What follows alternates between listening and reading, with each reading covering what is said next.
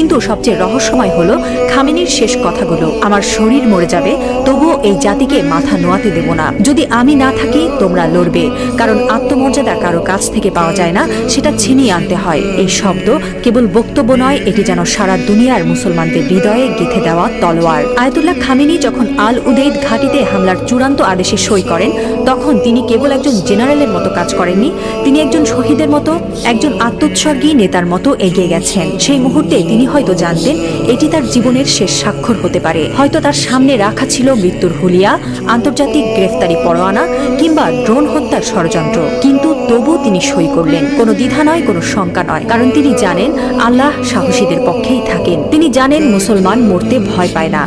যারা আল্লাহর পক্ষে থাকেন তারা জানে মৃত্যু মানেই পরাজয় নয়, বরং আত্মত্যাগী বিজয়ের শুরু। এই একজন মানুষ এখন আর কেবল ইরানের নেতা নন, তিনি হয়ে উঠছেন সারা বিশ্বের মুসলিম উম্মার প্রতীক। একজন বিশ্বাসী, একজন অটল মুজাহিদ, একজন সাহসী পিতার মতো তিনি বলছেন, আমি থাকি বা না থাকি তোমরা লড়বে। হ্যাঁ মুসলিম উম্মাহ, তোমরা মাথা নিচু করো না। লা ইলাহা ইল্লাল্লাহ, আল্লাহ ছাড়া আর কোনো ইলাহ নেই।